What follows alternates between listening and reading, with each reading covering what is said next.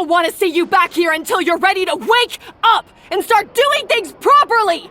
Right now, you're a disgrace to my kitchen and to the Hotel de Boer name! It was an accident. I'm sorry, did you hear me asking for excuses? No, I'll do better, I promise.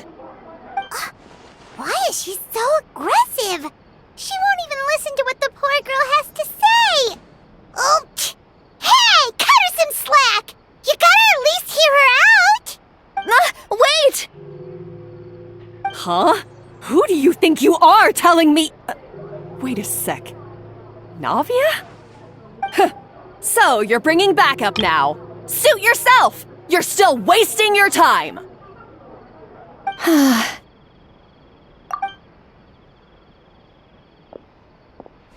Savannah, is this how you always treat your staff? My staff is right.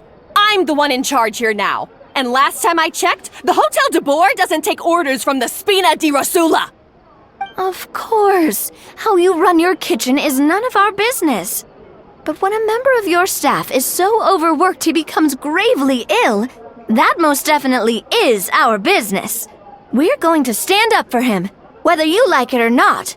Overworked? I've said it before and I'll say it again. If Fermont can't handle the job, then tough luck.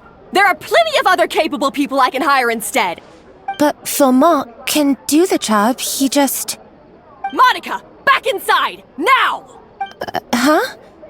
But you said I shouldn't come back until... Just do as you're told, and not another word out of you! Come on, we have work to do! Wow! What a horrible person! Sorry. Looks like I've dragged you into some drama again. Her name is Savannah. She's the new head chef at Hotel de Boer.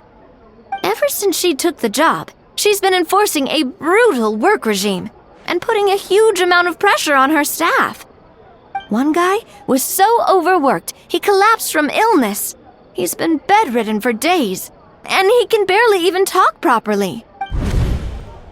I'm sorry. It's all my fault. I don't deserve to be a chef. At his family's request, the Spina di Rosula is trying to mediate on his behalf. We're not exactly making a ton of progress, as you saw. Savannah is adamant that Vermont's exhaustion and illness have nothing to do with her or how she's been running her kitchen. She's refusing to have any kind of meaningful dialogue with us. Our next thought was to talk to the other chefs at the restaurant and get a better idea of their working conditions. But with Savannah watching them like a hawk, no one has been willing to open up. And that's why I'm here, doing it the old-fashioned way. Camping out, watching, and waiting for an opportunity. Oh, shoot! It all makes sense now. Sorry. Paimon should have thunk before she spoke. Did Paimon ruin everything? Oh, no, not at all, Paimon. Honestly, the way she was laying into Monica, someone had to step in. I'm sure I would have piped up if you hadn't. And besides, I don't really think I'm built for espionage. Yeah, meaning it's gonna be all the more difficult to get the inside scoop now. Oh, I might as well head back to the Fleuve Cendre then. We'll need to come up with a whole new game plan. Paimon will join you, 'cause this is kinda all Paimon's fault. Guys, it's fine. You don't need to worry about it. That said, if you were planning to visit the Fleuve Cendre anyway, let me take you out for a meal. I'll make sure it's a proper feast. A really famous chef just joined the Spina di Rosula's tavern. Her name is... Sorry to interrupt.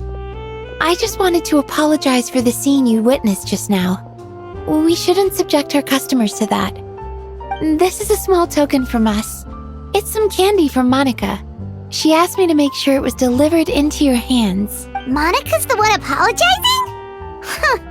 Clearly Savannah is the one who owes an apology. Our head chef has been a little... All right. Since there's candy, Paimon will drop it. Not the candy. Thank you for understanding. We'll make sure to pass your feedback on to Miss Savannah. A little highly strung, huh? Paimon doesn't get it.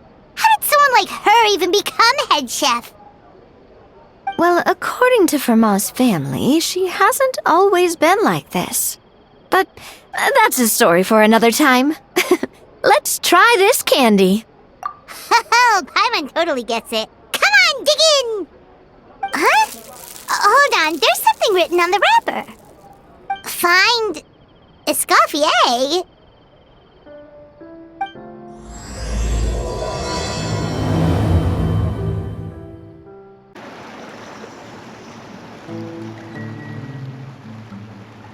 So, who is this ESCOFFIER anyway?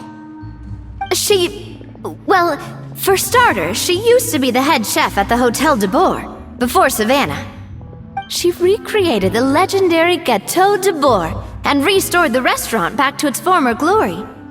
Safe to say, she's the most renowned head chef in the Hotel de Boer's history, after the culinary genius Modeste himself.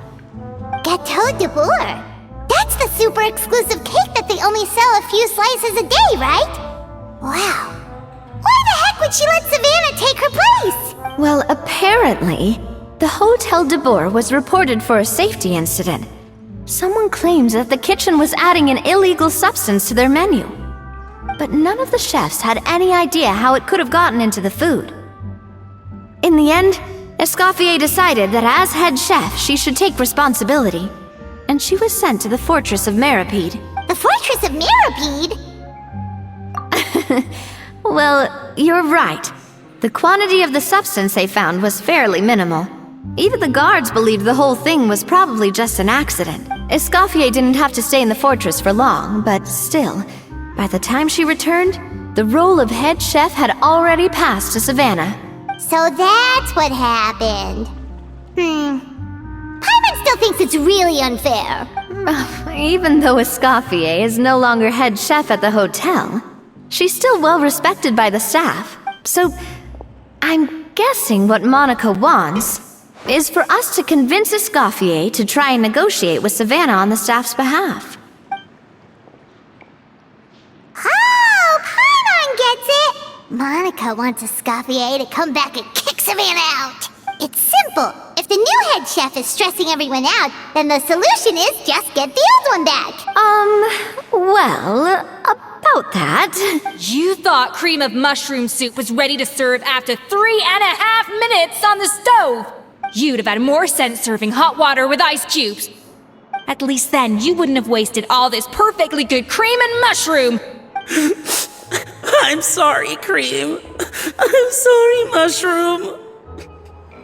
As you can see, ESCOFFIER is that kind of chef as well. You have to leave it on the heat for long enough to allow those flavors the chance to come out. Don't be fooled by the aroma when the water first starts to boil. Yes, Chef. Then go back and do it again.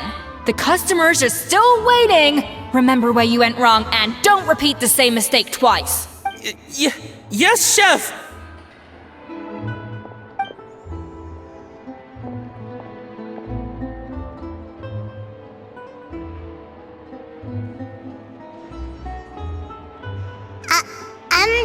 Excuse us, Waiting to be served? Sorry, we're pretty busy. I'm afraid you have to join the line. Oh, no, we're not here to eat. So you're not paying customers? Then I'm afraid the wait will be even longer. It's hard to talk to ESCOFFIER when she's in the zone. Let's take a seat. We can catch up while we wait.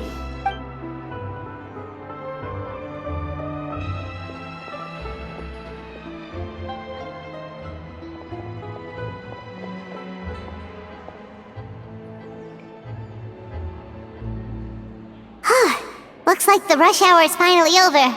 Is it always this busy here? These days, yes. I'd say business has tripled since ESCOFFIER joined as temporary head chef. Well, in her words, the Hotel de Boer doesn't need her anymore. It doesn't look like she's got any plans to go back. I guess I'll be heading off then. Wait, take these home with you. We can't serve them now, and there's no sense in letting them go to waste. Oh, thank you, Chef. For what? Like I said, I just don't want them going to waste. Oh, and tell Fiamma to get well soon, so you're not running yourself ragged every single shift. Fiamma. That's the second time we've heard that name. Who is that again? He's the chef that fell ill from stress. Hilaire is his son. And with Mom stuck at home taking care of Dad, he decided to pick up some work to help pay the bills. ESCOFFIER knows their situation, so she's been making some extra food every day for him to take home. Hey, I heard that, Navia! I've told you before, no one's making extra food. Hilaire is making blunders in the kitchen, and I can't serve his failed dishes, so he might as well take them home. Yeah, failed dishes that just so happen to be nutritionally complete every single time.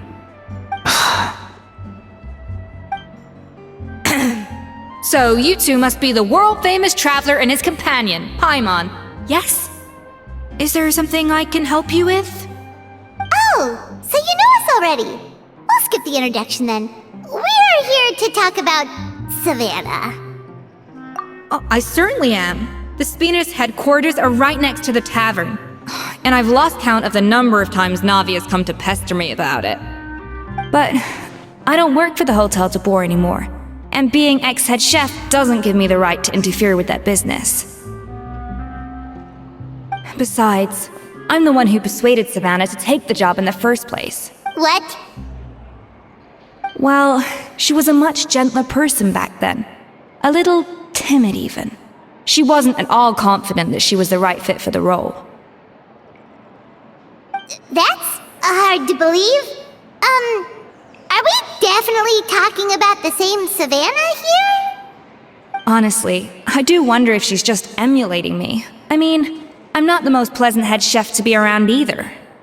Anyway, suffice to say that given the history between us, it'll be tricky for me to tell her she's doing her job wrong without coming across like a huge hypocrite. Fiamma and the others probably think that Savannah gets it all from me. I wouldn't be so sure about that, ESCOFFIER. Look at this note we got from Monica. She mentioned me. Whatever shortcomings you feel you have, it looks like Monica still trusts you. As for the others, well, how can you know what they think unless you ask them? Monica. Plus, it's not like we're asking you to storm in there and raise hell. We're only in the initial phase of our investigation. All we're trying to do is get the other chefs to open up to us. Oh, Monica. Oh, Monica! ESCOFFIER? I can't believe her! Powdered sugar is supposed to be applied sparingly. Look at all that on the wrapper. It's thicker than the sole of my shoe. Unbelievable! I won't stand for this. She has to learn. Come on, we're going. Wait, so now she's,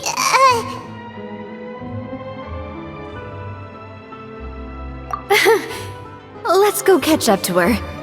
We don't want to keep her waiting.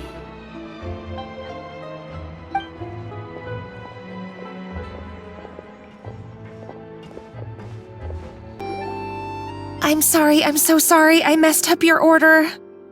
Oh, I wouldn't go that far.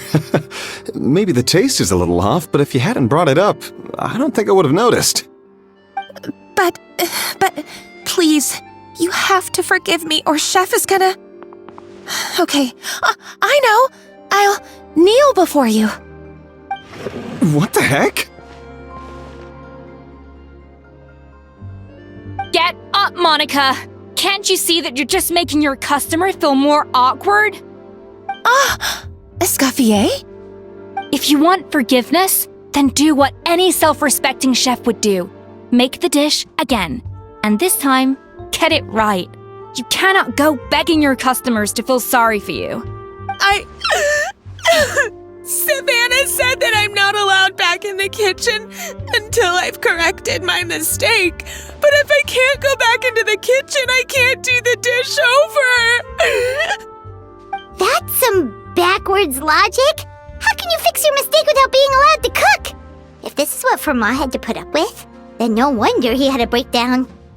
We apologize for interrupting your meal, sir. It's fine.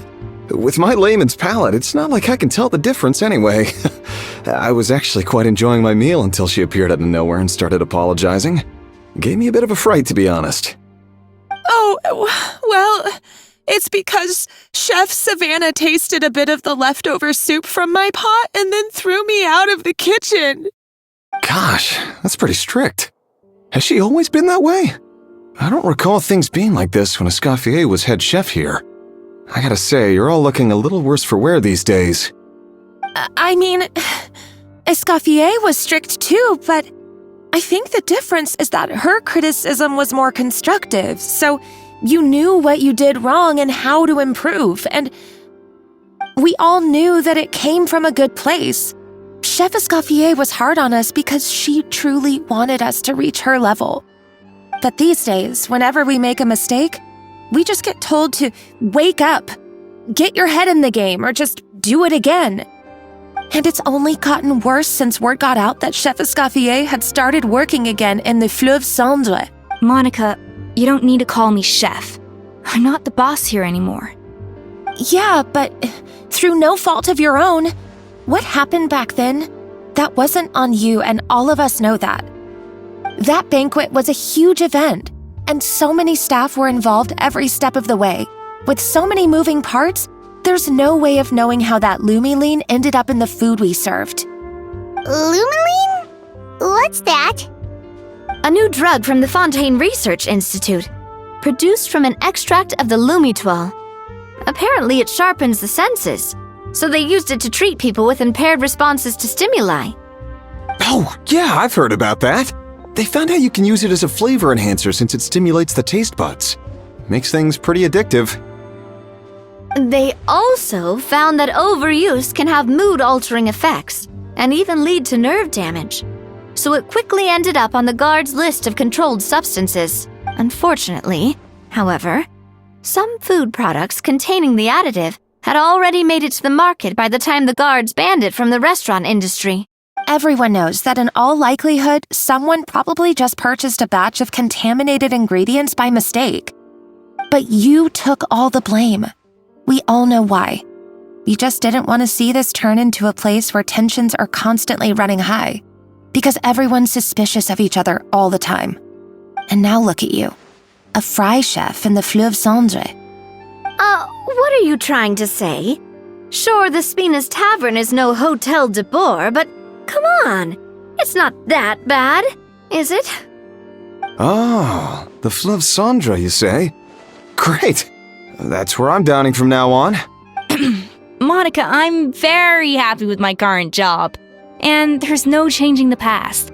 We just have to let bygones be bygones. Besides, at the end of the day, I was the head chef, regardless of whose mistake it was. Ultimately, the responsibility lay with me. If only Savannah was half the boss you were. I'm sorry? Do you have a problem with my conduct as head chef? No, chef. So you do remember who's boss? ESCOFFIER? I thought you'd left this place for good. What are you doing back here? What happened to you, Savannah? Why are you acting like this? When I turned this place over to you, You made me the head chef and gave up your right to tell me how to do my job. You're not the boss here anymore, so stop acting like you own the place. Whoa. Sounds like someone has a chip on her shoulder. Oh, Savannah! My God, have you grown a temper since I last saw you? Have you put even half the amount of energy into improving your cooking skills, or are you still using the Pluie Lotus as an off-brand marcotte, thinking no one can tell the difference? That's none of your business! what happened to not storming in and raising hell? Ho ho! I was not expecting to see something this spicy as soon as Escoffier returned. Huh? Fanasium? Aye, miladies. Might I make a humble suggestion? Given that we have ourselves a tête-à-tête between chefs at the Hôtel de Bord, I dare say it would be de rigueur to settle this the traditional way. The traditional way? That can only mean one thing. That's right! I'm talking, of course, about the tradition established by Modeste himself. The cooking contest! According to legend, the founders of Hôtel de Bord, Modeste and Savelli, used this method to resolve all of their disputes. Everything from petty arguments over next week's menu to disagreements over the strategic direction of the restaurant. The cooking contest would decide who had the final say. Huh. It sounds like they had a lot of free time on their hands. Ah, well, it might sound that way to us. But in fact, the cooking contest played an enormous role in motivating chefs to hone their skills, reaching new heights of excellence in the culinary arts. And indeed, the reintroduction of this institution in recent years has surely been instrumental in transforming the Hôtel de Bord into the top-ranking restaurant in Fontaine. Reintroduction? Someone brought it back? Who? What say you, Escoffier? Surely you of all people won't back down from this challenge. It was you who put the rule in place, after all. Sure, I reinstated it, but I'm not a chef at Hôtel de Bord anymore. Isn't this bending the rules a little? I see no issue as long as both sides agree to the terms. We could simply treat it as an exhibition of sorts. Savannah, any objections? Exhibition. Huh. No. If we're going to battle it out, let's put it all on the line. If I lose, it's up to you what happens to me. I don't want anything to happen to you.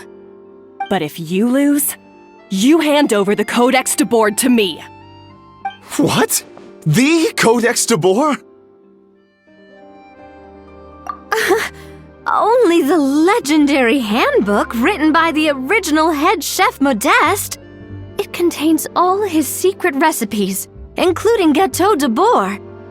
It's the greatest treasure in Fontaine's culinary world, and only the present and former head chefs of the Hôtel de Bord have the right to read it. Present and former? Wait, but that already includes Savannah, though. What do you want that old thing for? You have your own copy, don't you?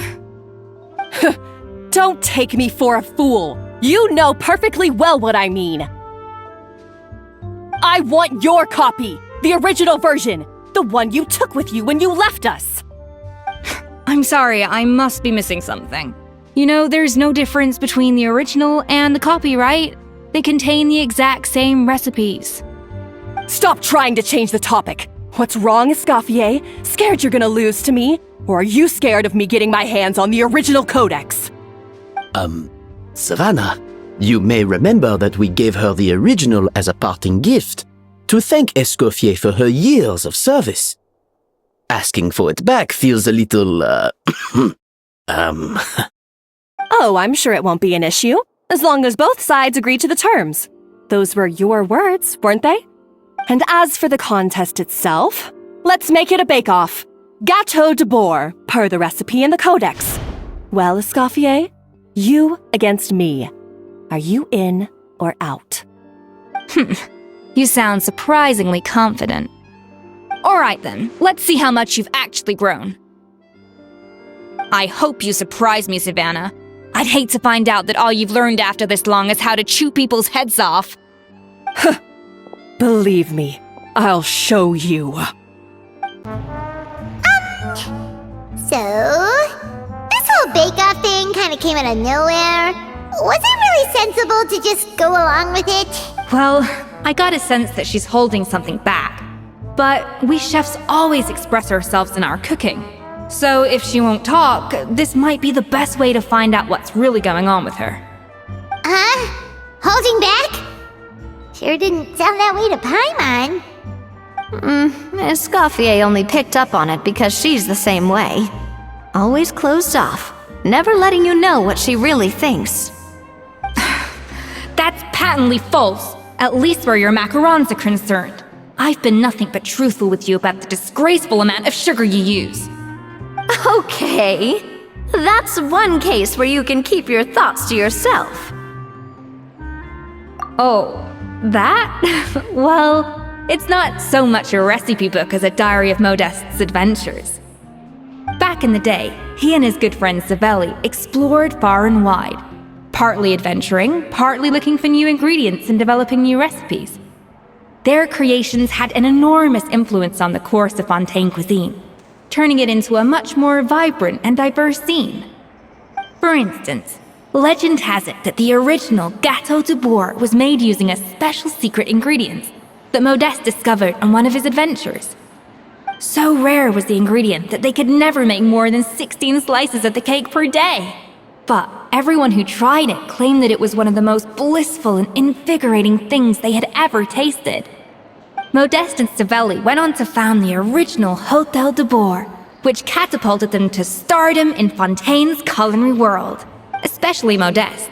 He was hailed as a once-in-a-generation genius, and over time, the recipes from his adventure log became known as the Codex de Bourg. Paimon's heard this kind of story before. Armed with the Codex, the Hôtel de Bourg took its right look. What? No, of course not! Cooking is a constantly evolving art form. How could any restaurant survive if they only served food that was popular last century? Anyway, never mind centuries. Savelli and Modeste parted ways not even 10 years after their rise to fame. Then, Modeste passed away while he was still in his prime. And that was it. The end of the Hôtel de Bourg's heyday.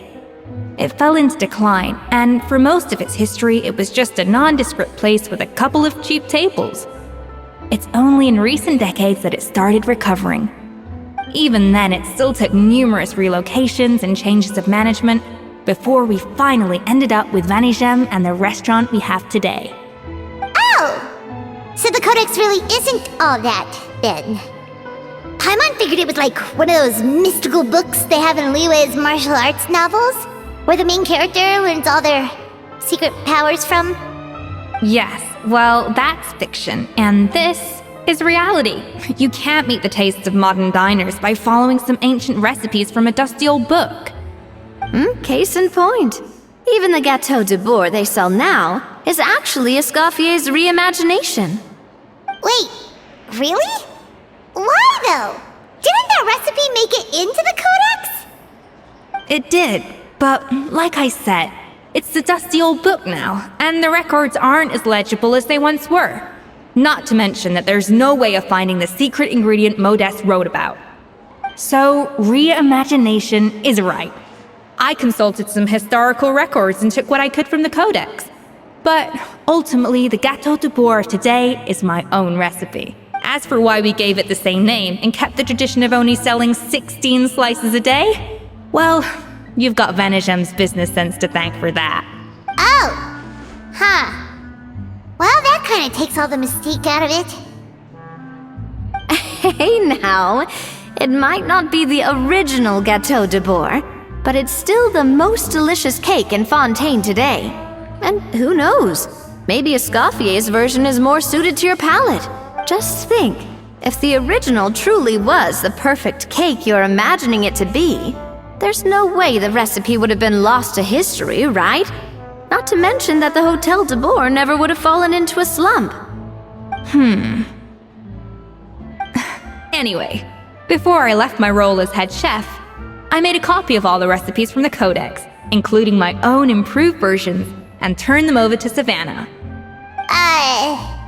So why is she so interested in the original copy? Could it be a symbolic thing? Like, whoever holds the original Codex de Bourg is the true head chef? Well, it was clearly precious enough to give to ESCOFFIER as a parting gift. Meanwhile, Savannah only got a copy. maybe from her point of view, it's like management doesn't truly see her as being worthy of the role. You think so? The only thing is, it was her suggestion to give me the original in the first place. Well, a joint decision by her and Venegem. But still. What? Huh. Guess she's had a major change of heart since she became head chef. Who knows? We could speculate forever. Better to just let our Gato do the talking. It means vesting her in this bake-off, and then getting her to explain herself, even if I have to beat it out of her with a spatula. However much she's changed since we worked together, I believe that she still has her chef's pride. And if she respects the art, she'll respect the outcome of our contest. Well, I'm confident that you and your spatula can get justice for Froment. Let's not get too ahead of ourselves. Gâteau de Bourg is very complicated to make. Usually, it takes 3 chefs working in tandem to cover everything. Now, if I had to push it, I could probably do the work of 3 chefs myself. But I'd prefer to play it safe if I can find a couple of assistants in time. Well, that's easy. The 3 of us are veterans in the kitchen. You just need to pick 2 of us. Well, I have heard the Traveler is an accomplished cook, as well as a warrior. But be warned, I will hold you to exceptionally high standards. Think you're up to the task? Oh, count me in too. I've spent weeks perfecting my macarons after your scathing review. Even if it means competing against the Traveler, so be it. I'll show you what I'm made of. Confident. I like it. Alright, let's start with some elementary mise en place. Show me your knife skills. Looks like you found that easier than I expected. Yeah, thankfully it was pretty straightforward in the end. You made it sound like we'd be carving statues out of fruits or something. Well, brace yourself, because the next step is anything but straightforward. I'll be using this cold press to extract flavor compounds from the ingredients. A kind of special food processor I got the Fontaine Research Institute to make for me. It uses cold temperature extraction to isolate the essence of cooking ingredients, which can then be used to flavor dishes more precisely. But this isn't exactly standard kitchen equipment, so that probably didn't make a whole lot of sense. Let me give you a demonstration instead. And done! These are the flavor compounds extracted from our ingredients. I've processed all the fruit you chopped up earlier. Wow! Even the smell is so much more concentrated. What next? Do we add all this stuff in? Absolutely not! Throwing everything in at once will ruin the balance of flavors. We have to go slowly and carefully to calibrate the exact flavor we want. I'll demonstrate again. Now, watch closely. And voila!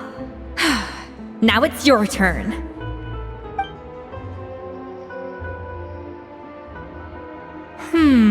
Not terrible.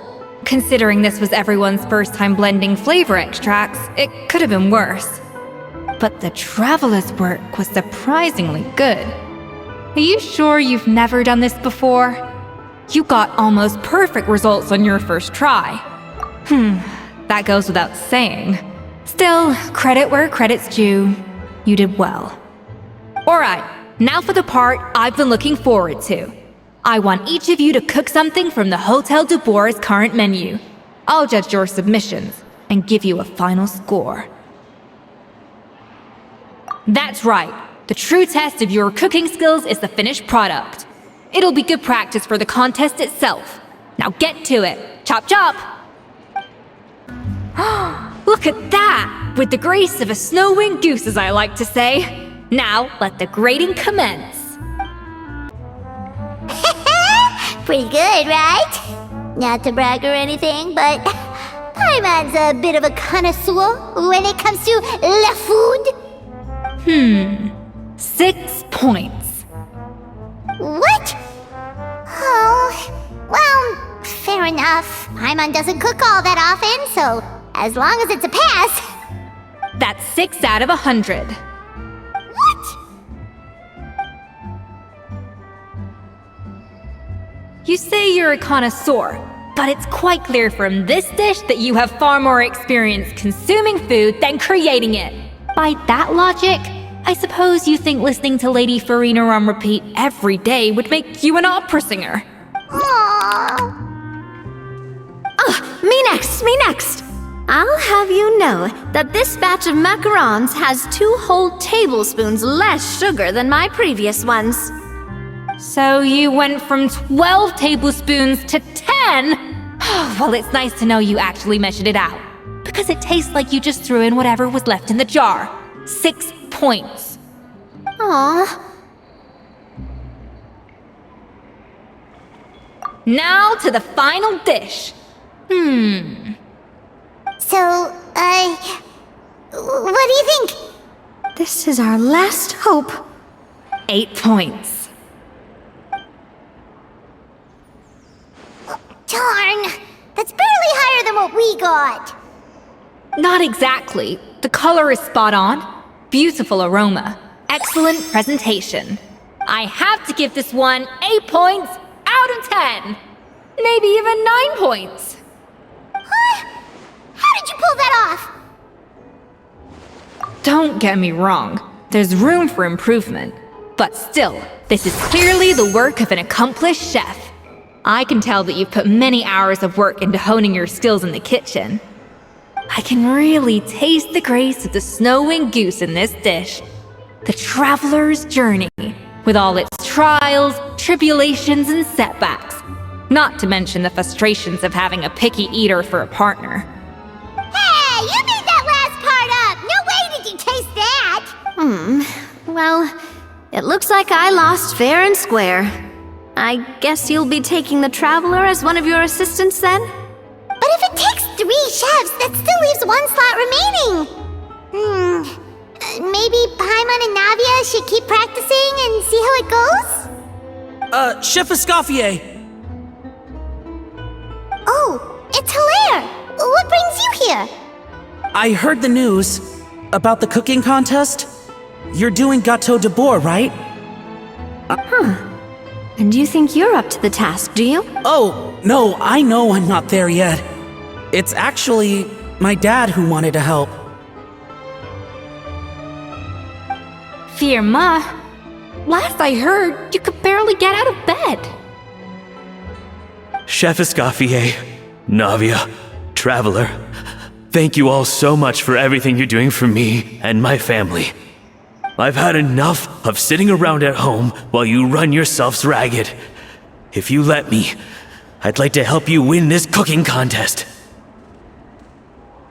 Yeah, I was gonna say the same thing. Don't you worry. I'll be fine. I'm feeling much better now. I'm sorry. I know I've been rather useless these past few days, but not anymore. The fact is, I'm a fine chef, despite recent events. I've proven myself in the Hotel de Bourg kitchen, so if anyone's qualified to work under Chef ESCOFFIER, it's me. Firma, have you even set foot in a kitchen since leaving Hotel de Bourg? I have not, but I'm fully rested now. I know I can handle it. I'll prove it. Let me whip something up for you right now.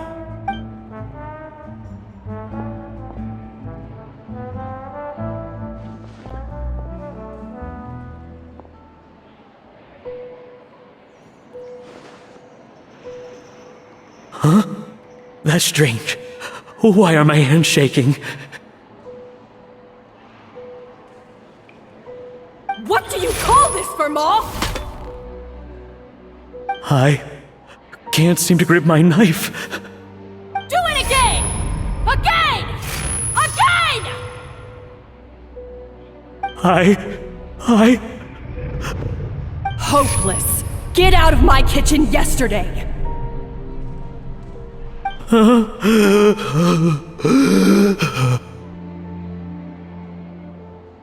Dad! What's wrong? I don't understand. I was feeling so much better, and then Will I never be able to work in a kitchen again? Dad, talk to me. What happened? I think the real issue here is not physical exhaustion, but psychological trauma. Monica, when did you get here? Probably because you were all concentrating so hard on your cooking. I didn't want to interrupt your flow. But anyway, I'm so sorry.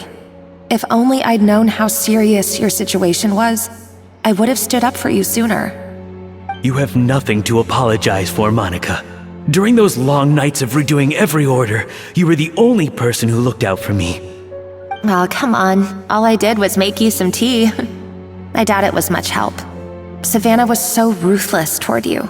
I probably should have brought you something stronger. She sounds like the worst. All right, another Savannah horror story. Let's hear it. She's been getting harsher and harsher on us ever since she heard about ESCOFFIER's new role in the Fleuve Cendre. Seems like no matter what we make, she'll find something wrong with it. What is this? It looks like a dog's been at it! In the trash now! Then she orders us to redo the dish again and again, but we never know what's going to make her happy. Do it again, do it again, do it again! Every time you remake it, you just get another earful from her. Either straighten yourself out, or get out of my kitchen! So now, it seems like just picking up a kitchen utensil gives me flashbacks of her yelling at me. Oh man, that must be awful. The more I want to get it perfect, the more my hands shake, and the more scared I am of making another mistake. How can you give up so easily, Firma? You weren't a quitter when you were working for me. And even under Savannah, you talk about working late into the night trying to perfect your dishes. That says to me that you still hadn't lost that determination to prove yourself. What changed? I don't know what's come over me. When I think back, I just remember feeling like my heart and my hands were growing heavier and heavier as the shift went on. Each time I had to redo a dish, my heart sank a little further. Maybe Savannah was right. Maybe I am just hopeless at this. Dad. I see. Well, it sounds like there are some deep issues at work here. Ones that won't be resolved by merely seeking compensation. I will win this contest, and after that, I encourage you to approach Savannah and talk this out. But what if you can't find another assistant in time? Clearly, I'm in no state to help out. You think being one person short will ruin my chances? Let's not forget, I taught you and her everything you know. Even if I had to go it alone, I would present the perfect gâteau. Oh, well, Paimon and Nadia will still keep practicing, just in case. And so will I. Yeah! And if worse comes to worse, we can always get the Spina di Rosula to put out an emergency call for chefs. There's gotta be someone out there, right? Actually, I thought maybe I could help. That's sort of why I'm here. What? Why didn't you say so? I was going to, but then... well, this is the first chance I got. You do this for us? Thank you so much, Monica. Alright, fine by me. But aren't you still working for Savannah? Joining the other side seems like a guaranteed way to put your future employment in jeopardy. I know, but it's all right. I've made up my mind. With the way things are, I can't keep working for Savannah much longer anyway. Unless I want to become the next Firma. I'm done with sucking it up. It's time to try and turn things around. If this cooking contest can get Savannah to see the error of her ways, then I'm sure she'll forgive me for this.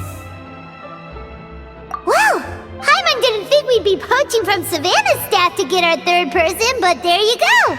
Anyway, Monica's a professional chef, so nothing could possibly go wrong now. Great! Then it's settled. And to congratulate you all on making the team, I propose a Spina-sponsored meal to celebrate. Spina sponsored? Wait, You mean I'm cooking? Well, I promised the traveler a feast in the Fleuve Cendre. And I know how much you've been looking forward to it. Yeah! Feast, feast, feast! All right, if you insist, then prepare for some of the finest food of your lives.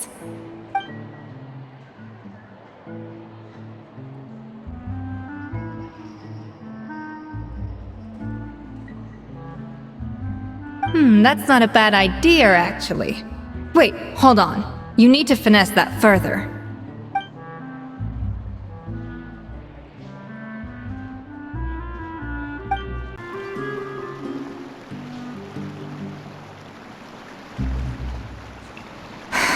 Why, Savannah?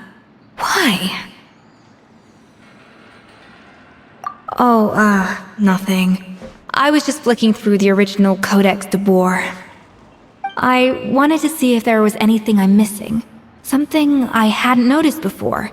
That might explain why Savannah's so desperate to get her hands on it. But I can't find anything.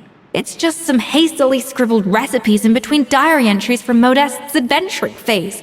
And most of it's not even legible anymore. The copy I gave her not only has all the recipes in full, but even includes my own private tips and notes from years of experience.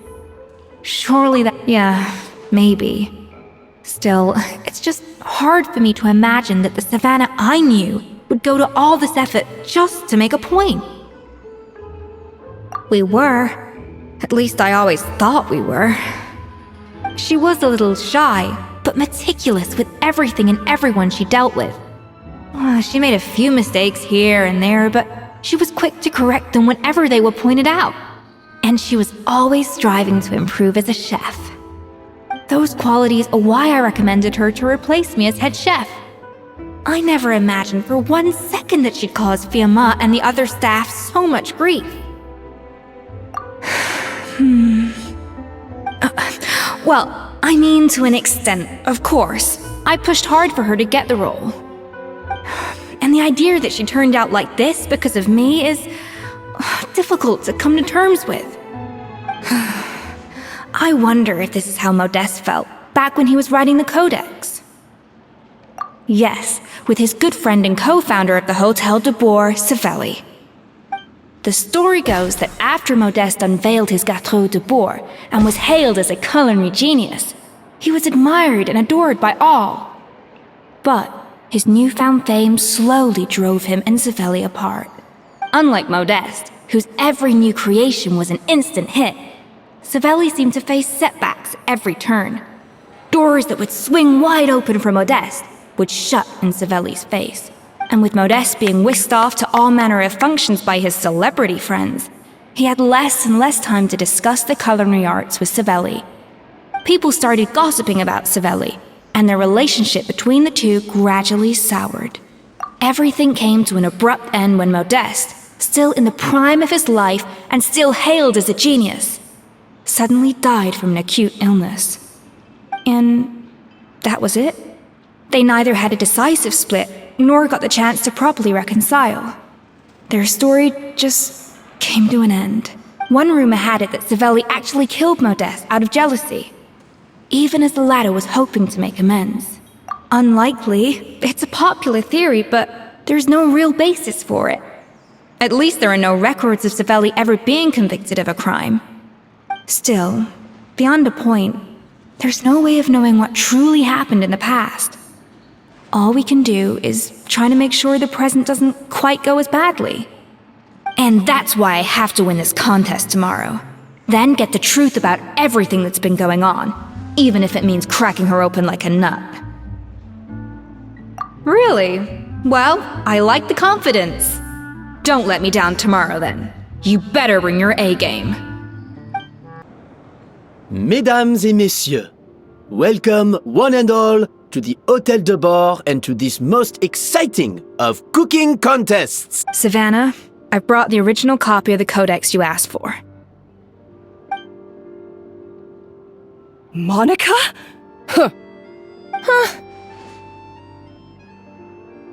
In the interests of fairness, This contest will be conducted in a double-blind format. Once the dishes are complete, they will be sent to the back of the kitchen where they'll each receive a label. The labels will be placed out of sight underneath the plates, only to be revealed after the judges have sampled them and reached a final verdict. This is to ensure that no one will know which dish is made by which contestant. As one of the judges, I promise to be fair and impartial. When my meal got interrupted yesterday, I never thought this is how they'd make it up to me. Getting a seat on the judging panel is a pretty sweet deal. Both contestants have taken their positions. Then, without further ado, let the Hôtel de Bord cooking contest commence!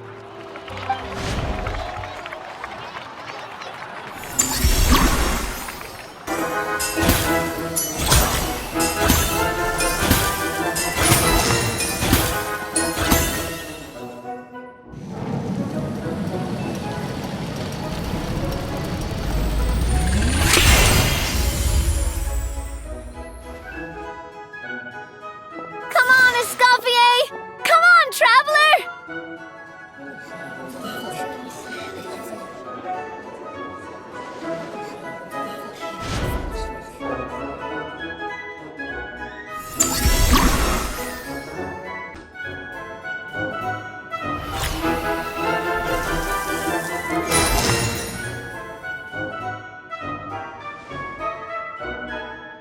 So,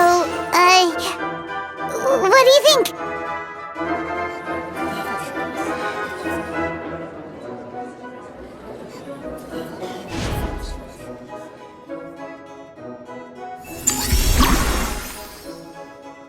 There has to be a way to balance the flavors. Just think.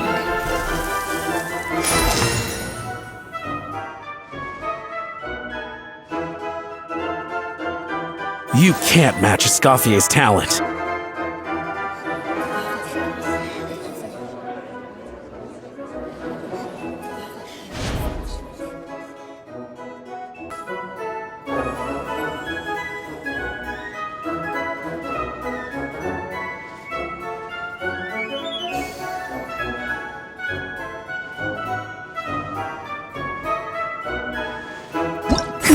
That went just as I expected.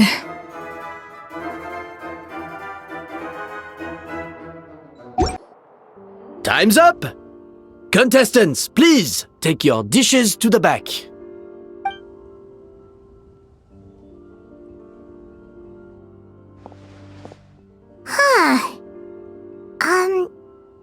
That guy was right.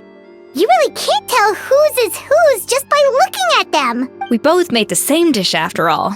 For all her flaws, Savannah's a talented chef who earned my recommendation for good reason.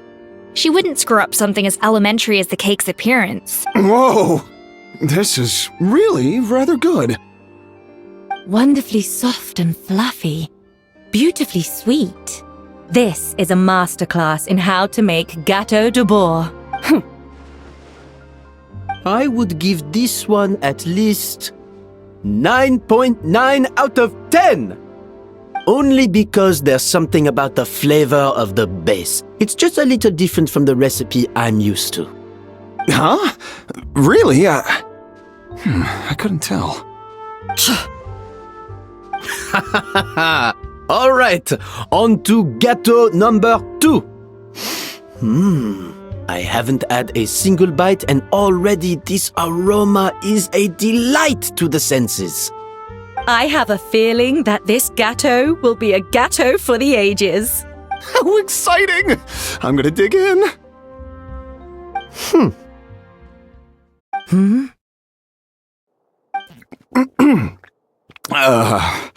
I think maybe someone got a little carried away when they were adding the sugar.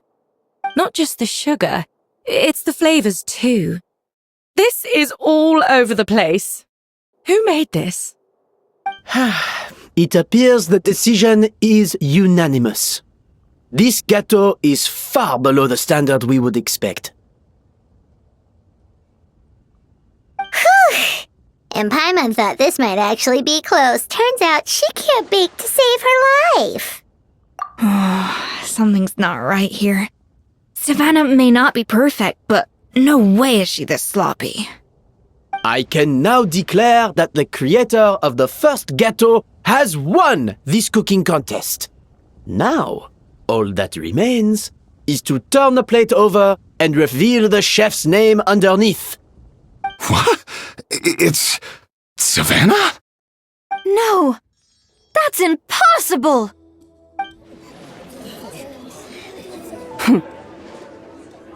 Hey, Savannah! You cheated, didn't you? You cheater! What did you do? Oh, you swapped the plates, didn't you? Well, someone's a sore loser.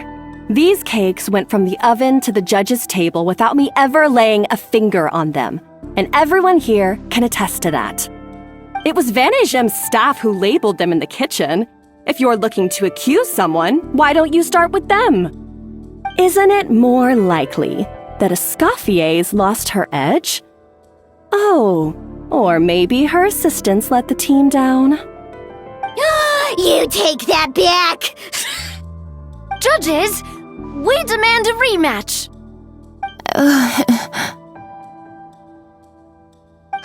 That's enough! What's done is done. As head chef, or rather as team lead, I take responsibility for the dish I served. Whatever went wrong and however it happened, I should have spotted it. Savannah, I didn't think you'd stoop this low just to beat me in a bake-off. What happened to your chef's pride? I don't know what you're talking about. If you want the Codex de Boer that much, you can have it. Escoffier, no! But you must promise me that you'll apologize to Firma and compensate him for everything you put him through. It's a little late to be negotiating terms. The contest is over and I won. That means you owe me the Codex, and I owe you nothing. Look, Savannah, you may have fooled everyone else, but can you really fool yourself? What I'm offering is to accept defeat without looking to expose what you've done.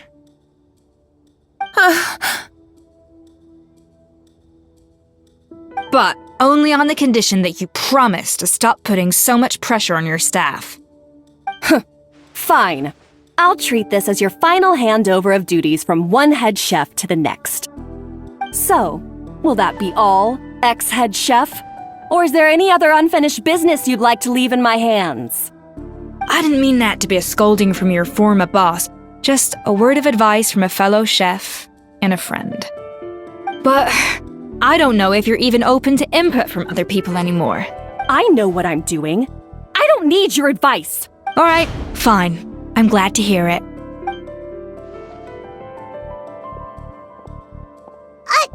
Escoffier! The Codex de Boer! Finally. Now, at long last, I will succeed. Escoffier? How could you let her get away with this? Yeah! The Codex is a souvenir of your time here! Doesn't that mean anything to you? It's all right. It was just a bake-off, not the end of the world. I'm already over it. Besides, it's not all bad. She agreed to compensate Firma. That's mission accomplished for the Spina. Honestly, if I'd have known that giving her the Codex would solve everything, I'd have just done that in the first place. I mean, why bother with the whole cooking contest? It's such a waste of time and energy.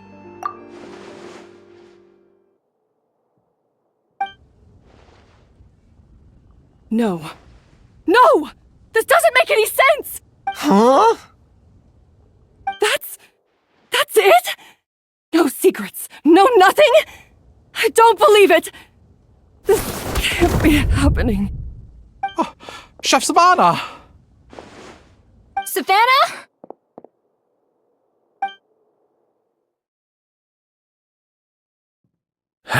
It's nothing life-threatening. Just a lot of pent-up stress and exhaustion. Oh, I knew it. Pent-up stress? The truth is, however hard she might be on the rest of us, the person she puts the most pressure on is herself. Yes, there are nights when she makes us redo things over and over into the wee hours. But for her, it's every night. She'll hide herself away in the kitchen, working on new techniques and recipes, and only realize how long she's been at it when we come to work the following morning. But why? Why would she do that? Our best guess is she doesn't want to be seen as less of a chef than Escoffier. And there it is. Even so, that's no excuse for taking her anger out on the rest of you. Yeah, and it's definitely no excuse for cheating in the cooking contest. About that, we honestly have no idea how she did it. We were focused on our own work the whole time, like she asked. Leone and Algalia were the ones I tasked with labeling the cakes. I've already spoken to them both. They're at a loss to explain it too. Not to worry. Come on, join me downstairs. I'll interrogate the guilty gâteau myself. Well, how is it? Have you figured out what it was? Oh, this is aggravated assault on my palate. I'd rather eat wet cement than this. Is it really that bad? I made sure to taste test it before it was served. Oh, relax. This isn't your cake. Savannah never switched the plates. The offending flavors are coming from in between the icing and the cake base, which means someone tampered with it while it was being made. Or in other words, we have a traitor in our midst.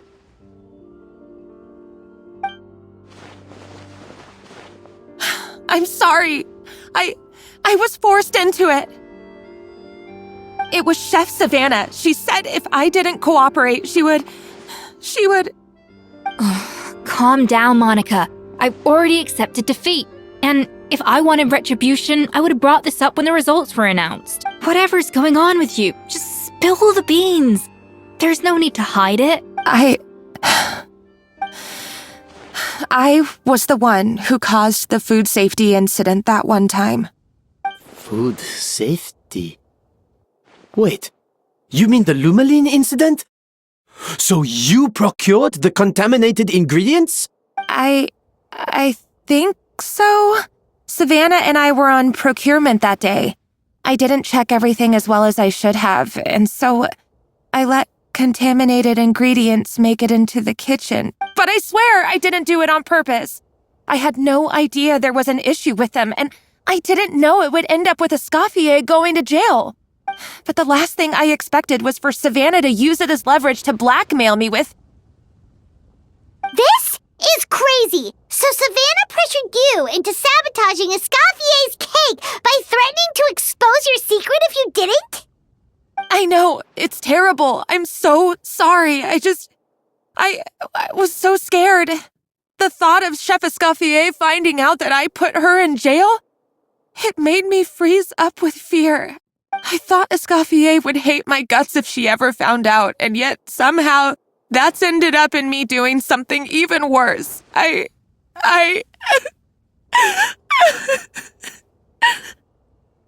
Seriously? All this fuss over a little slip-up? Huh? Firstly, it's not like I got a life sentence. I did my stint at the fortress, and now I'm out. And secondly, I had my own reasons for leaving the Hotel de Boer. This wasn't the only factor, so you don't need to feel ashamed or frightened or anything like that. Any more than you need to add butter when you're pan-searing foie gras. You mean... you forgive me? Oh, well, I'm not saying you don't have to take responsibility for your mistakes. You should tell Vanagem to mark down your performance for the past few months. Then do some digging and find out exactly where those contaminated ingredients came from. Sure, you've made mistakes, but now's the time to fix them. Understood? Understood. Good. Now, back to Savannah. What about the original codex would compel her to resort to blackmail? I have my suspicions. Not that I've got any proof to back them up, though. Ugh. What happened to me? I've overheard some customers murmuring about how the Hotel de Boer hasn't been the same since Escoffier left. They think our menu doesn't taste like it used to, especially our signature items. Now that you mention it, I noticed it during the contest too. I couldn't put my finger on it, but the flavor seems subtly different from how it used to be. But the difference was so small, I'm sure no one would notice it besides our most loyal customers and true dessert connoisseurs. Still, as head chef, it's easy to see why Savannah would get so hung up on it. So many times I've seen her make the cake base over and over again, late into the night, determined to match Escoffier's version. But something's always slightly off every time. Yeah, I've noticed that too. Never really gave it much thought, though. Thinking back on it now, it's clear that Savannah's been in a downward spiral ever since Escoffier left. She wants to prove that she can fill Escoffier's shoes. That's gotta be the reason. But after countless setbacks, she's getting more and more unhinged. And at some point along the way, she switched from doubting herself to doubting Escoffier. Doubting Escoffier? For what? Yeah, it would explain why she was bent on getting the original at any cost. She must have thought Escoffier purposely omitted key details from her recipes when she copied them out. Also, she could retain her place as the #1 chef in Fontaine, the only one privy to all the secrets of the trade. Oh, for goodness sake. What a stupid idea. Of course. Then she finally got the codex only to discover that the secret recipes she's been pining for don't exist at all. Seeing how utterly wrong she was must have been a real shock to the system. It probably brought up everything at once. It overwhelmed her, and she passed out. There's still one thing that doesn't make sense, though. If Savannah had the real recipe all along, how come it tasted different? She might not be on the same level as Escoffier, but surely after like 50 attempts, she'd get it right one of those times. You'd think so, but geniuses like Escoffier are in a league of their own.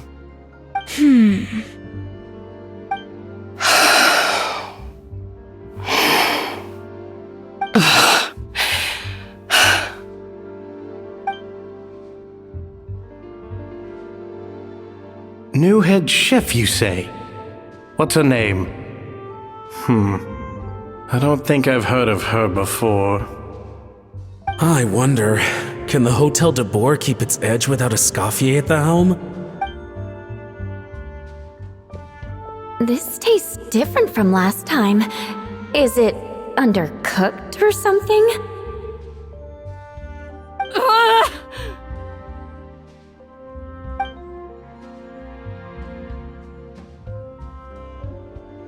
Take this. It's a copy of the Codex de Boer. From now on, you will be its keeper. Don't listen to the doubters. If I say you can do it, then you can do it. Even if you don't believe in yourself, at least believe in me. Hey, did you hear me? Once I'm gone, the restaurant is all yours.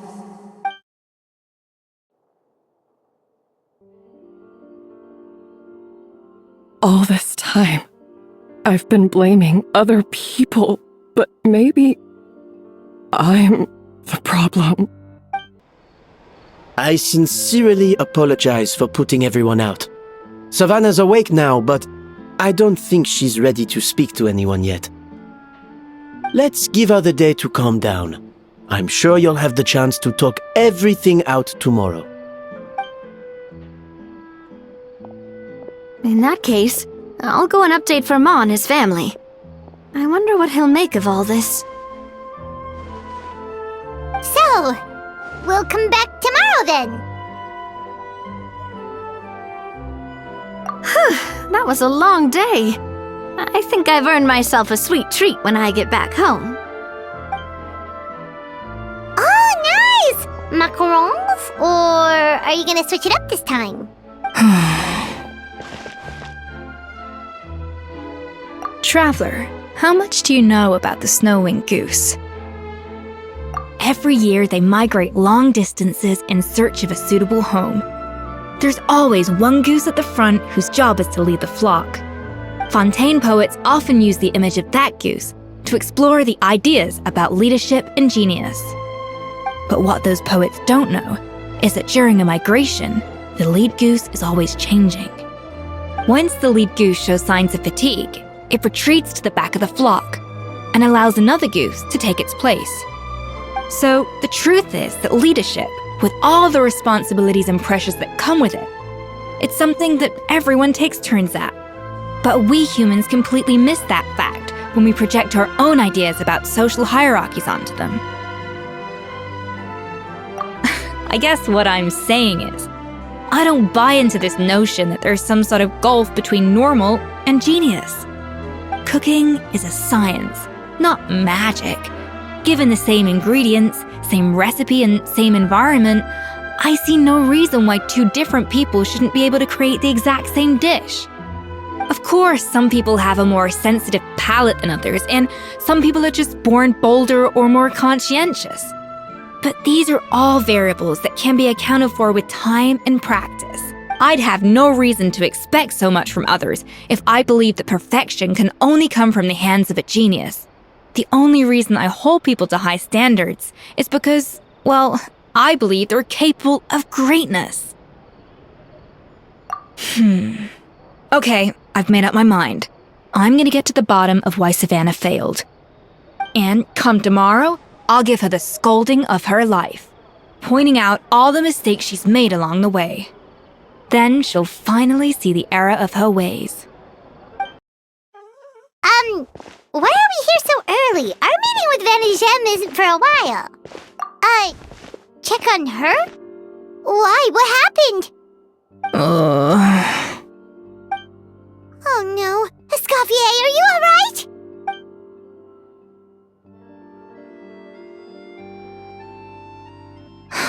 I'm fine. Just need to get some more coffee in me.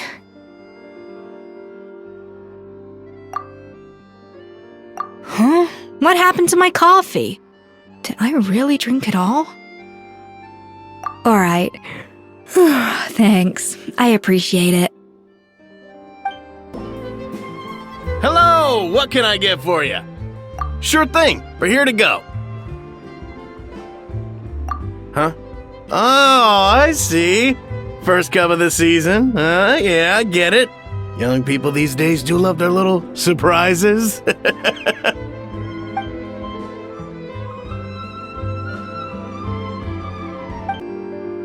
I feel much better now. Thank you so much, Traveler and Paimon. Glad to hear it. But make sure to catch up on your sleep when you get the chance. I think I figured out where the problem lies. Honestly, it's ridiculous. I don't know whether to laugh or cry. Wait, what investigation? What are you guys talking about? I'll save it for when everyone else gets here. It's so stupidly small, I can't believe it's caused so much drama. Yes, except my failures were stepping stones to success. Escoffier! Have you seen Savannah? Huh? No, not since yesterday. Why? What's wrong? After seeing her home yesterday, we were all a little concerned about how she was doing. So, I dropped by her place early this morning to check on her, only to find an empty house with the doors wide open. I left Alphonse and the others to keep watch at her home, while I checked the Hôtel de Bord.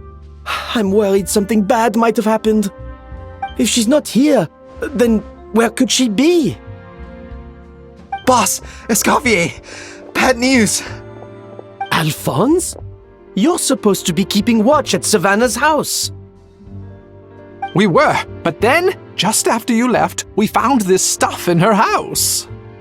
Oh, looks like a map with a bunch of random places circled. What does it mean? Wait a second. This feels familiar. I'm sure these places are all connected somehow. Of course, from the Codex. They're all places that Modeste explored on his adventures. Yeah, but I don't understand. The adventure logs in the Codex are too fragmented to be of any use. How come this map shows all the missing details? The Codex de Bord? Then, this place marked in red out at sea. Could that be the fabled birthplace of Gâteau de Bord? Seriously? So now she set her sights on finding the original recipe and beating ESCOFFIER that way? Geez, Savannah. Anything to overcome a gâteau plateau, huh? Ugh, idiot! Does she have a death wish? Those ruins are thousands of years old. Hold on. There's more. Besides the map, we also found these letters.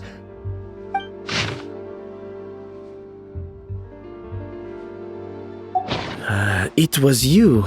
You let the Lumaline through, didn't you? It sounds like a threat letter. Does this mean that Savannah was responsible for the safety incident? And not Monica after all? Retrieve the codex by any means necessary. So the cooking contest and the cheating. Someone else was behind her pulling the strings? She's keeping the true recipe to herself. Ugh, this is all such a mess. Paimon needs a second to process this.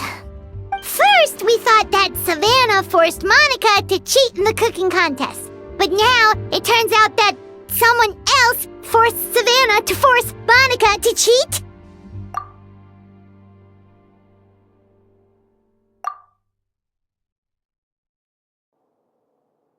You're finally here. Of course. I should have put 2 and 2 together as soon as I read your threat letter. The food safety incident, the demand for a cooking contest, the instruction to blackmail Monica, even the suggestion that ESCOFFIER was keeping secrets from me. It was all part of your grand plan, wasn't it, Monica?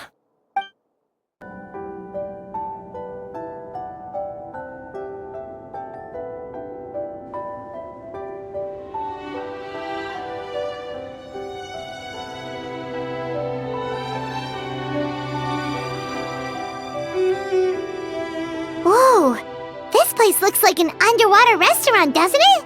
Suddenly, the idea of an adventure chef finding secret ingredients makes a whole lot more sense. I think Modest's codex mentioned this place. A public bath from the time of Remoria. So yeah, definitely the kind of place that would have served food and drinks. Huh? Some blubber beasts have come to join the party? How did they get here?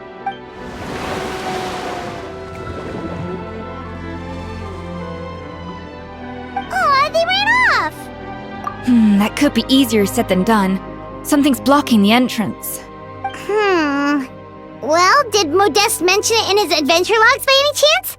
They must have gotten through somehow. Good point. Yes, that's right. It's coming back to me now. We prepared a banquet for our shy little guests, and as the food flowed away on the current, they broke into a joyous chorus, and the path opened to us. We have to feed the blubber beasts? With what? There's nothing here besides rocks, romaritime flowers, and lumitoile. See, this is why you should always bring snacks. You never know when you're gonna need them. Now we have to head all the way back to shore and grab some. There is no time for that. Romaritime flowers and lumitoile will have to do. They may not look appetizing to us, but who knows? They could be blubber beast delicacies. Wait, we're seriously gonna try this?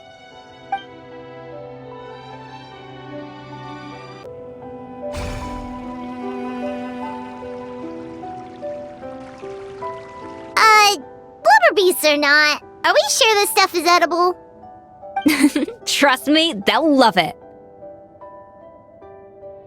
Oh, good question. If we try to put them in the pool, we'll probably just scare them off again, and who knows how long they'll be gone. Yes, we can't afford to wait for them to double back. What was it that Modeste said again? Something about the food flowing away on the current.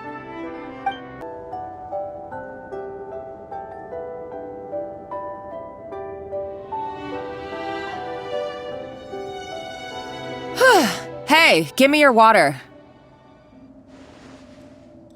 Here. I said your water, the one you just drank out of?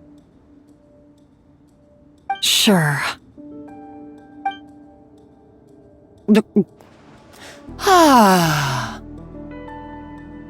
All those years slaving away under ESCOFFIER, and then you. Today, it's finally paying off. Not only have I found the ruin that Savelli kept hidden, but I also get to boss you around like my little lapdog. Hey, go scout ahead for me. If we need to do any more blast tunneling, I want to know where to lay the explosives. Did you not hear me? Get going. Why don't you do it yourself? Oh, when did you learn to fight back? You're always so compliant when I give you instructions by letter. That's because you threatened to expose me for the Lumiline incident. I swear, if I'd known what you were planning, I'd never have... Ha! Don't be so self-righteous. Admit it, you've always been jealous of ESCOFFIER. That's why you lapped up everything I told you. You were terrified of her finding out about your part in the Lumiline incident, and you resented the way her reputation hung over you. So you jumped at the chance to convince yourself that she was the villain, that she deliberately hid her secret recipes from you just to hold you back. It was the only excuse you needed to justify getting back at her. First, idolization, then jealousy, suspicion, and self-deception. That's what this comes down to. It was the same story with Savelli and my ancestor. He offered Modeste his friendship only to murder him out of vanity. He promised to explore the world with him, only to later destroy all records of their adventures. It's a miracle I even found this place. You have no idea the countless hours I spent piecing it all together. So you see, you're no better than Savelli. If you can't beat him, betray him, right?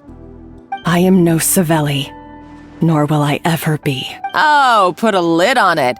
You really think you can absolve yourself of your vindictive and jealous behavior now? Just because you finally realize that ESCOFFIER never kept any secrets from you?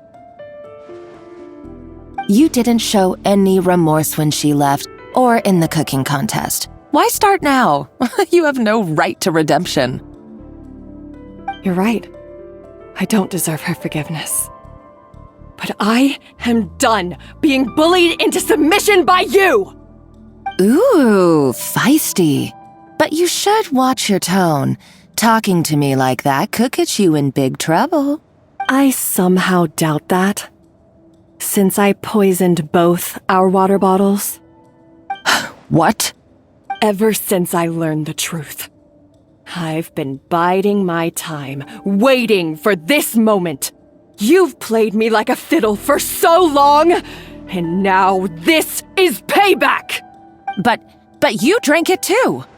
It's what we both deserve. This is the price we must pay for betraying ESCOFFIER. You'll die here with me, Monica! You...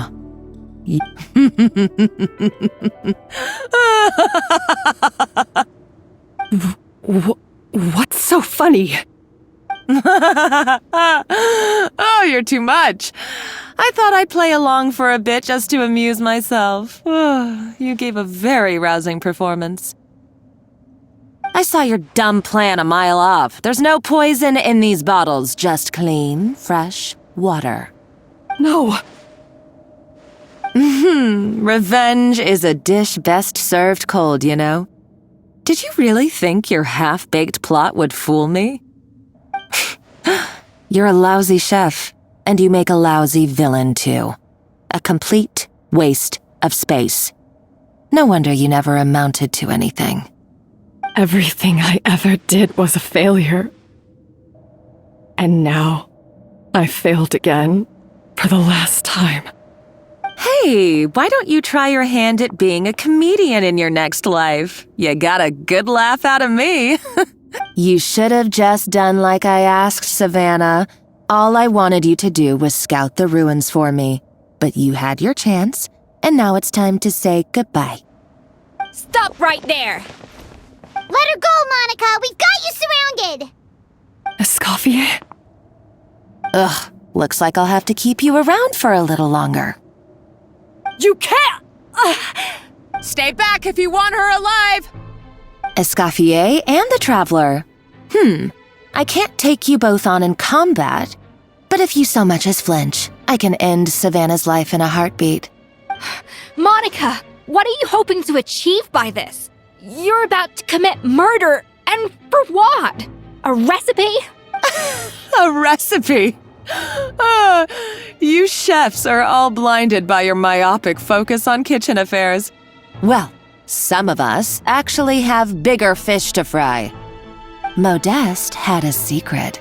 The truth behind his so-called genius, the je ne sais quoi factor in his Gâteau de Bourg, and it's right here in these ruins. Are you serious? You're here because of a Gâteau de Bourg obsession? You've gone completely mad! I couldn't care less about the cake itself. No, the real treasure is the secret ingredient that Modeste sourced from these ruins. He and Savelli were fools. A priceless treasure of Remoria in the palms of their hands, and they thought, ooh, this would go great in our cake mix. We're talking about a powerful stimulant that also sharpens the senses. That's no cooking ingredient. It's a groundbreaking drug. That's right, I've done my research. It was a drug that Remoria developed for their war machine. I could make a killing by selling it to the treasure hoarders or the Fatui. Will you listen to yourself? You're completely delusional. My eyes are wide open. Just wait till I get my hands on this treasure. You'll see what a fool you've been.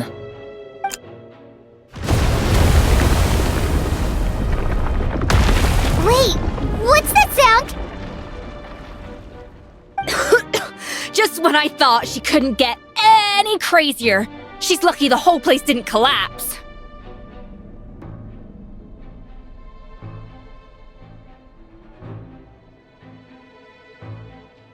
Uh-oh, Savannah's gone too! Monica must have taken her.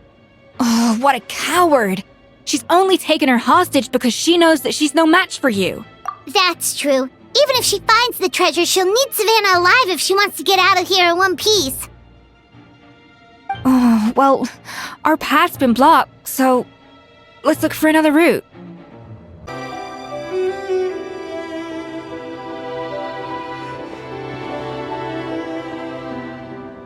That's strange. These don't look Romorian to me. More like last century Fontaine. Adventurers from last century Fontaine, huh? Oh, Modeste and Savelli, do you think they camped here? By the looks of it, this was a one-person camp. They adventured together, but maybe one of them came back alone at a later date.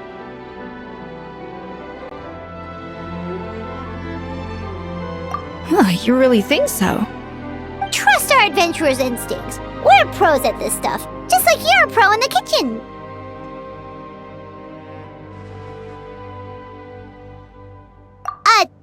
Okay, well, the Traveler has more adventuring experience overall, but Paimon's definitely a pro rummager from all those treasure chests. Darn it! Paimon was just about to show off her rummaging skills! Huh, no kidding. Are all adventurers so obsessed with journaling?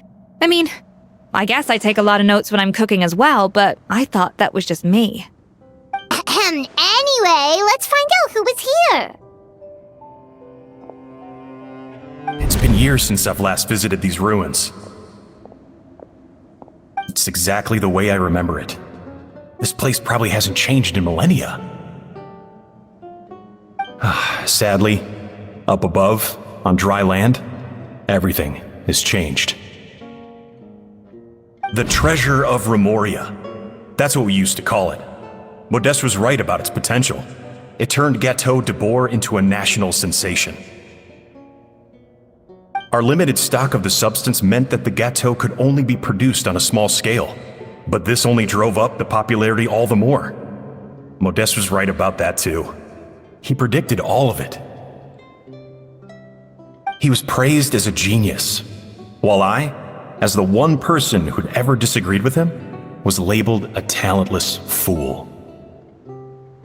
Modeste tried his best to console me, but I knew better than anyone just how great the gulf was between us. Our conversations grew scarce, and we saw less and less of each other. I didn't fight it. He had new friends and a career of his own. Why invite further disdain by inserting myself where I did not belong? I told myself that maybe one day, when I finally created a masterpiece of my own, I'd be able to face him without shame. Or maybe one day, when I've put these feelings of self-loathing behind me, I'd be able to ask him with a smile on my face, how about we go on one more adventure, for old time's sake? Unfortunately, that day will never come. So it was Savelli. From the sounds of it, he came back after Modeste had already died. I always thought it was just a legend. But if it's true, then this must be the place where they found their secret ingredient, the birthplace of Gateau de Boer. In that case, what does that say about the death of Modeste? If it's all true, maybe Savelli really did have something to do with it. The taste of Gateau de Boer has changed. Modeste was convinced of this, even though everyone swore they couldn't tell. Being the perfectionist that he was, he refused to accept even the slightest flaw in his work. He stopped all sales of the product, locked himself away in the kitchen, and worked day and night, vowing to find out where he had gone wrong. But as he baked and taste tested over and over again, he found he only strayed further and further from the original taste. It was only when he was sipping on coffee one day and realized he could not taste the bitterness that the truth finally dawned on him. What had changed was not the gâteau, but his sense of taste. The treasure of Remoria stimulates the senses, taste included, and invigorates the spirit. In the short term, it offers people the ultimate gourmet experience, but in the long term, it dulls their senses entirely. In hindsight, it made perfect sense. After all, why would a culture that sought liberation from the constraints of their bodies care for the loss of their senses? But we realized it too late. We were just too late. Over the course of his many culinary experiments, Modeste exhausted the remaining supply of the treasure of Remoria. He consumed it all himself. The finest culinary talent of his generation now faced a future in which he would never be able to taste anything ever again. Finally, in despair, he took his own life. And because we had become estranged, I could not be there to stop him, to offer some words of comfort, or even to say goodbye. Yet despite everything, he sent me his final letter. The treasure of Remoria? Guess Monica was really onto something. It really was a kind of drug. So, Modeste chose to end his own life. Then, why all the rumors that Savelli murdered him? Also, neither the Codex nor any other contemporary records make any mention of the treasure of Remoria. It's almost as if someone deliberately erased it from history. Modeste told me everything in his final letter. His was a tale of how even a genius could fail, and how much more devastating it is when it happens. Did he hope I would gain some personal catharsis from knowing the truth? Or maybe he wished for me to warn the public about the dangers of Gateau de Boer, proving that I had been right all along. But if the public ever learned how Modeste's greatest triumph became his undoing, his fall from grace would be swift and merciless. 1 minute a genius, the next a joke. It would surely spell the end for his restaurant too. What would be his legacy then?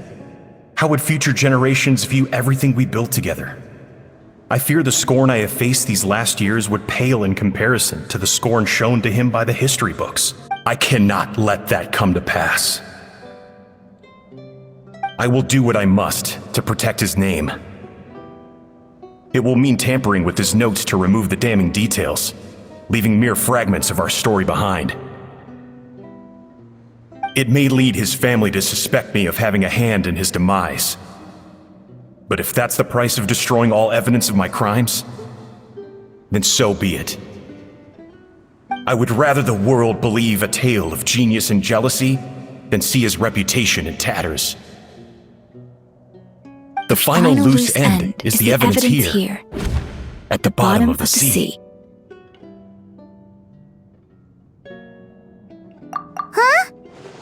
What's wrong? Didn't we say Savannah should be safe for now? So we thought, but if Monica finds out what happened to the treasure, there's no telling what she might do.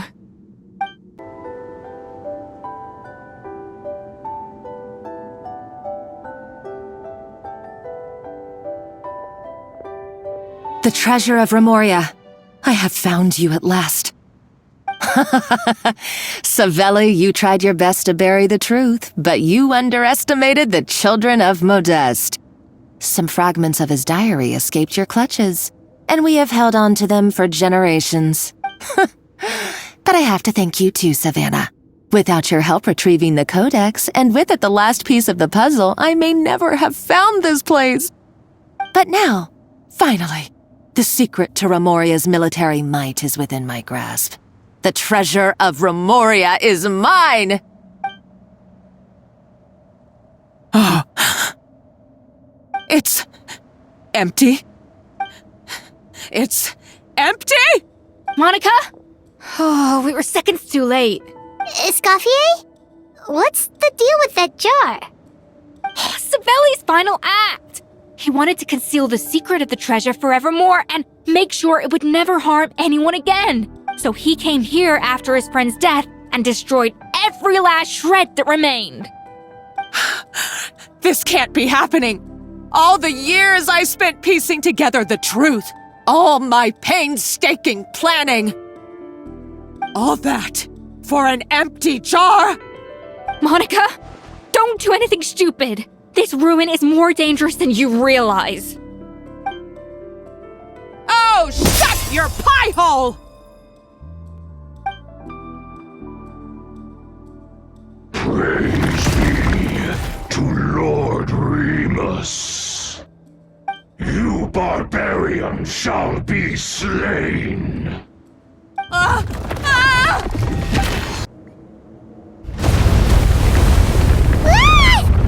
is this place still shaking? Either way, it's all her fault. Enough chit-chat. Let's get out of here, Traveler ESCOFFIER, come on! Okay, I'm coming. Oh, no you don't. If I can't get what I want, neither will any of you. I've got nothing to show for my life's work so far. But if I can take another so-called genius down with me in my final moment, then it was all worth it.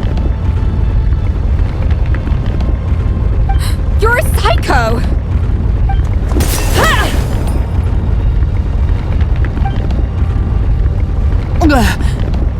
Savannah? When did you wake up? I may be a lousy chef, but it looks like I'm not a complete waste of space. Traveler? Okay, let's go!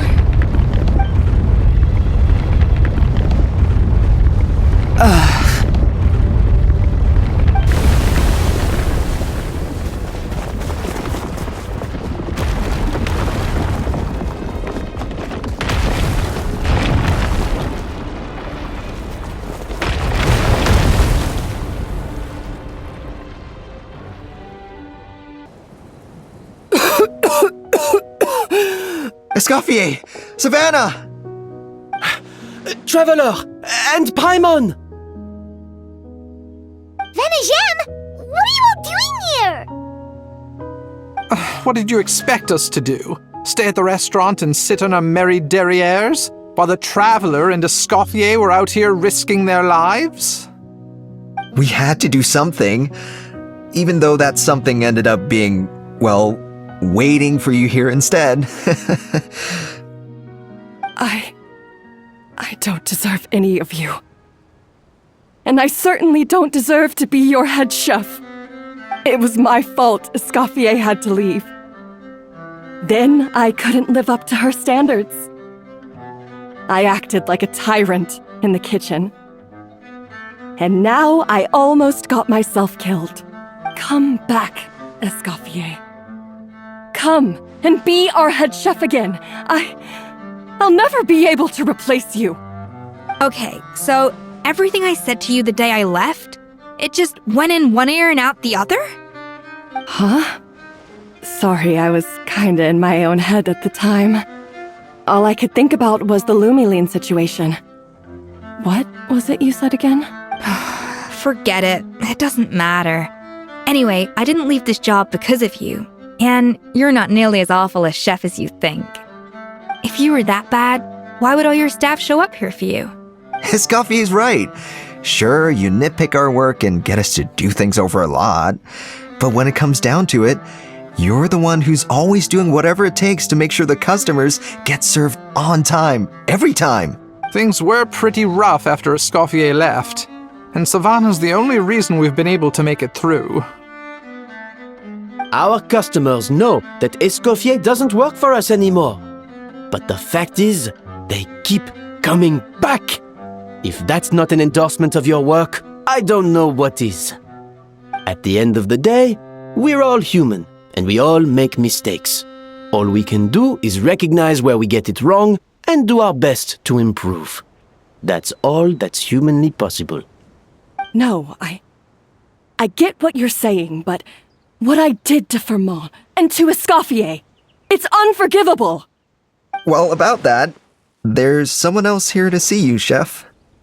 It's been a while, Chef Savannah. Firmont? I'm so sorry. I put far too much pressure on you, and the way I stubbornly refused to go and see you after you fell ill. There's no excuse, but I'm too late, aren't I? The damage is done. I heard that you can't even hold a kitchen knife anymore. Actually, I think I'm going to be just fine. Huh? We thought Firmin's problem was purely psychological in nature. But after the threat letter came to light, it got Firmin thinking. And then he remembered the tea that Monica used to give him every night. And as it turns out, she was lacing it with Lumiline the whole time. No way! Doesn't that cause nerve damage? It can.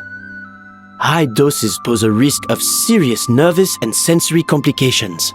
But if you calculate the dosage carefully, you can control the extent of its effects. A small dose might simply make a person more emotional, whether that means more fragile or more hot-tempered. No wonder it seemed like you'd lost your edge. I asked my friends at the Fontaine Research Institute about it. They said that with the low dose I was taking, the risks are pretty small. They also fixed me up with some meds and said I should recover in no time. Well, that's what happens when you give someone a little bit of hope to cling on to. There's more. We believe that Firmin was likely not Monica's only victim. You mean she poisoned me too? Oh, so that's why Savannah's been so irritable this whole time! Let's not be too quick to blame everything on the Lumiline. That stuff can only amplify what's already there. So tasty food will seem like the most delicious thing in the world, while food you don't particularly care for will become utterly revolting.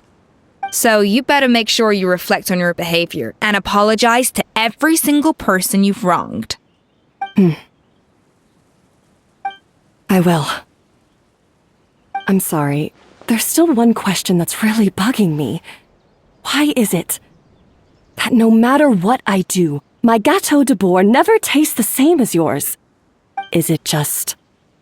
is it because you're a genius and I'm not? It's because the heating element in your oven is broken, you silly goose. What? I felt like something was off during the cooking contest. Once I got around to checking all the equipment, I noticed it right away. There was a half-degree discrepancy between the temperature setting and the actual temperature. All the ovens in the whole kitchen had the same problem, which confused me at the time, but by this point, it's pretty obvious that Monica must have tampered with them. I would have figured it out the day of the bake-off, since the issue affected both our teams. But of course, Monica sabotaged mine so that could never happen. No. spent so long trying to find out where I was going wrong, and then you pinpoint the problem in just one night? It all comes back to one simple, undeniable truth. You're a genius. And I'm just plain old Savannah. Oh, cut it out! Stop the woe is me act for a second and just think. I came up with this recipe. You don't think that might have something to do with it? Do you know how long I spent perfecting my gâteau de bois? 3 years! 3 whole years! I know this dish inside out, back to front and upside down. And you've been head chef now for what, 6 months? If that?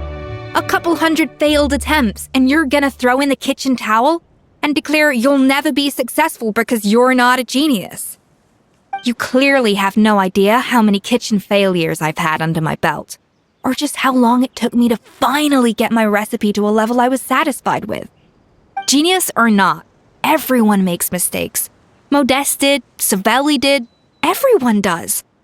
You're only a lousy chef if you don't face up to your mistakes, learn from them, and then keep chipping away until you crack the problem once and for all. Surely you haven't forgotten all that. You were no lousy chef back when I handed you the reins. I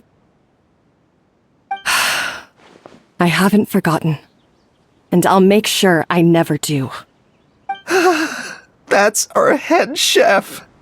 Ha ha! Sounds like we won't need another changing of the guard in the Hotel de Bord kitchen anytime soon. Aw, what a perfect ending to a crazy journey. Look how happy everyone is. So you got your mojo back now? Yeah. Thanks to you, ESCOFFIER. In fact, no. Thanks to all of you. Aw, friends again. So nice to see them finally settle their beef. Good. So now that's out of the way. It's time for payback. You cheated in our last bake-off, and I demand a rematch right now.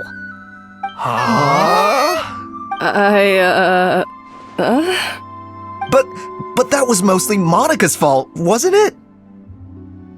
Right, and also, does it have to be right now? Savannah's only just got her mojo back, and you barely escaped from a death trap. No excuses. This is a cooking contest between 2 top chefs, and nothing will stand in its way. So grab your spatula and get ready, because this rematch is happening today, right now. Hey, so, this whole time you were salty about losing? The second cooking contest commences now! This time, no more games, and no holding back!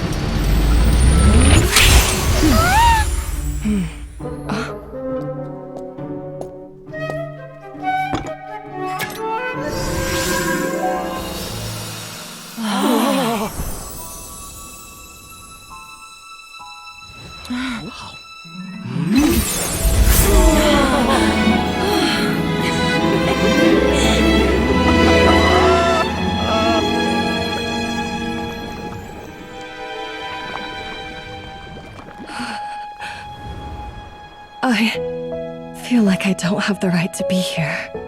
Hey, what are you so afraid of? You can't unbake it now. And if you don't serve it, then good or bad, you'll never find out how to improve. If you're too scared to fail, you'll never know what real success tastes like. So? Embrace your failure. Taste it. Digest it. That's the way to success. I don't know. Sounds like it's easier said than done. I'll do it.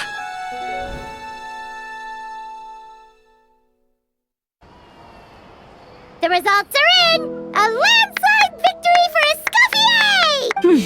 Quite rightly, too. Piece of cake.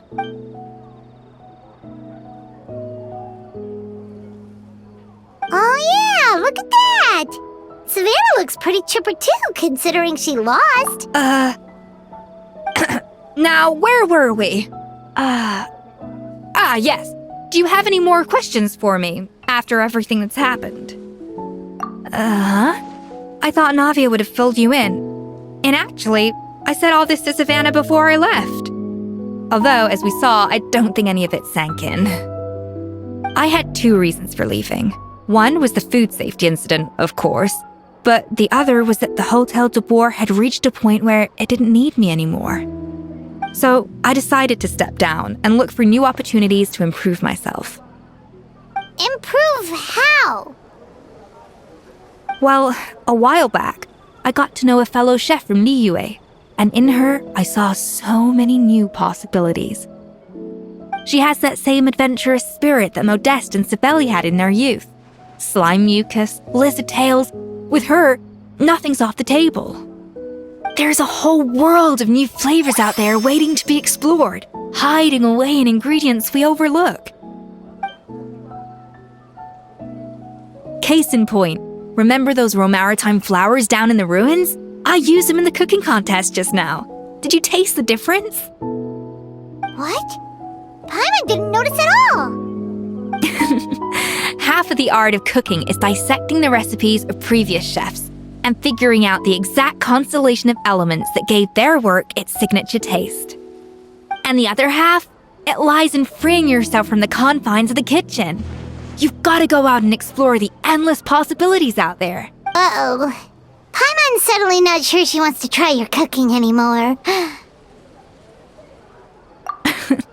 Don't worry, it's not going to be a free-for-all like in Modeste's time. Before I put anything into my food, I'll obviously do my research, make sure it doesn't contain any harmful substances. In the meantime, take this. It's a recipe for Petit Gâteau de Boer, revised version. I tweaked it to suit your needs as busy adventurers. Hope you enjoy, and remember, feedback is always welcome. All right! So, do you ever see yourself returning to Hotel de Boer? Oh, of course. I've already promised Vanishem that I'll come back every once in a while to make sure the quality of the food remains at an acceptable level. You know, Paimon's still a little disappointed that we never got to see the treasure of Remoria. Surely Monica wouldn't have gotten drawn in so deeply if it wasn't for all the mystery surrounding the original Gâteau de Boer. She practically dedicated her life to finding the lost pieces of Modeste's diary. Then went to all that trouble to infiltrate the Hotel de Boer. And in the end, it was all for nothing. Since you mentioned the treasure, between Modeste's writings and what we saw in those ruins, I think I may have figured out the truth. The so-called treasure of Remoria was most likely a substance that the Remorians extracted from Lumitoiles, better known to us as Lumiline. Huh? So then, why all the hype back in the early days of Gâteau de Boer? Don't forget, it was a very different era. We could barely even refine sugar back then, so desserts were very much in their infancy. In a world of bland food, it's no wonder that the first thing to really excite people's taste buds took the world by storm. And as for the Lumiline, it may well have been somewhat valuable in ancient times. But these days, it's just another drug from the Fontaine Research Institute. Even if Savelli hadn't destroyed it all, I doubt it would be worth that much these days. So after all that, there was nothing in those ruins but worthless junk. Feels strange to say it, but Paimon almost feels sorry for Monica. She sacrificed it all only to get nothing in return. Hey! Huh? Navia? You just got back from that underwater ruin, right? Well, check it out. They ran a special issue. Did you see anything like this down there? Freshly unearthed from the ruins of Remoria. A magnificent jar thought to be over 1,000 years old. Experts say it has immense artistic and historical value. It could be worth an absolute fortune. Wait, isn't that the jar they used to hold the treasure? If only it was still in one piece. Some butterfingers must have dropped it or something. Ugh, it's such a shame.